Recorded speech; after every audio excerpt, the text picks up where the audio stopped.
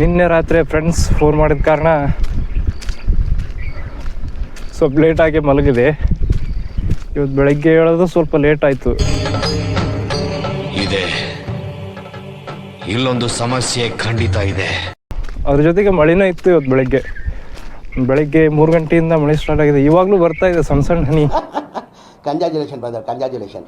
Friends ಎಲ್ಲ ನಿನ್ನೆ night phone ಮಾಡಿ ಒಂದು ದುಸ್ಸಾಹಸಕ್ಕೆ ಕೈ ಹಾಕ್ತಾ ಇದ್ದಾರೆ.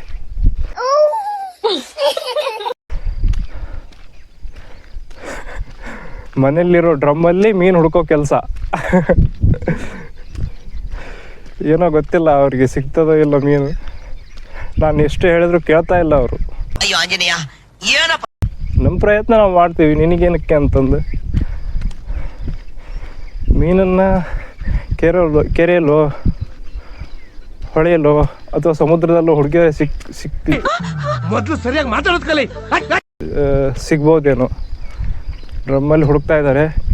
ಆ ವಿಷಯಕ್ಕೂ ನನಗೇನು ಸಂಬಂಧ ಇಲ್ಲ. ಈ ವಿಷಯವಾಗಿ ನನ್ನ ಫ್ರೆಂಡ್ಸ್ ಕಡೆಯಿಂದ ಯಾರಿಗೇನಾದರೂ ಬೇಜಾರಾಗಿದ್ದರೆ ಕ್ಷಮಿಸಿ. ಅಯ್ಯೋ ಈ ಅಂಕಲ್ ಆಂಟಿ ಲವ್ ಸ್ಟೋರಿ ನನ್ನ ಕೈಲಿ ನೋಡಕ್ ಆಯ್ತಿಲ್ವೇ? ಯಾರಾಗಿದ್ರೆ ಖಂಡನೆ ಮಾಡ್ಬಿಡ್ತೀನಿ ಹೇಳ್ರು.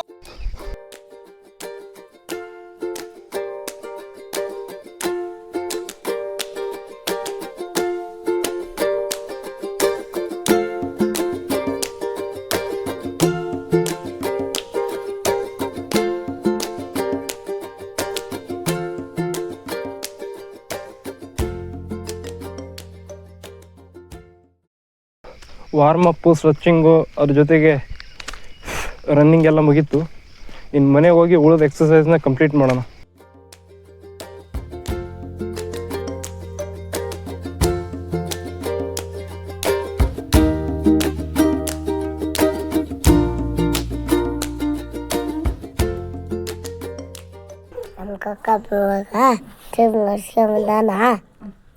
ಇವಾಗೆಲ್ಲವು ಎಲ್ಲರೂ ಸೇರ್ಕೊಂಡು ಆಕಳ ಎಲ್ಲ ಮೈ ತೊಳಿಬೇಕು.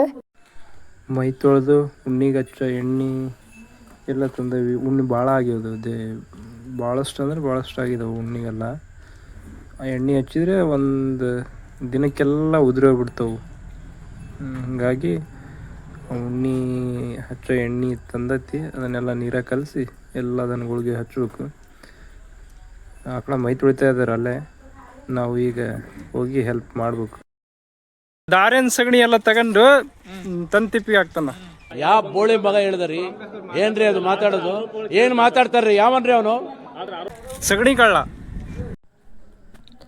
ಅಲ್ಲಿ ನಮ್ಮಪ್ಪ ನಮ್ಮ ತಮ್ಮ ಇಬ್ಬರು ಆಕಳುಗಳೆಲ್ಲ ಮೈ ತೊಳಿತಾ ಇದ್ದಾರೆ, ಕ್ಲೀನಾಗಿ ತೊಳಿತಾ ಇದ್ದಾರೆ. ಅವ್ರಿಗೆಲ್ಲ ನಾನು ಇಲ್ಲಿಂದ ನೀರು ಸಪ್ಲೈ ಮಾಡ್ತಾ ಇರಬೇಕು, ಅವರೆಲ್ಲ ದನಗಳು ತೊಳೆಯೋವರೆಗೂ.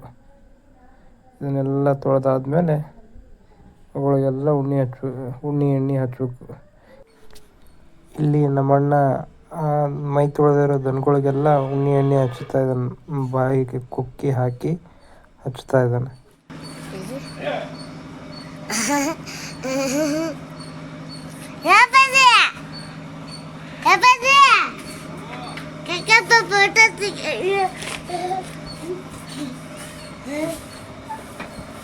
ಕೆಲಸ ಮಾಡಂದ್ರೆ ಬರೀ ಶೇಂಗಾ ಕಾಳು ತಿನ್ಕಂತ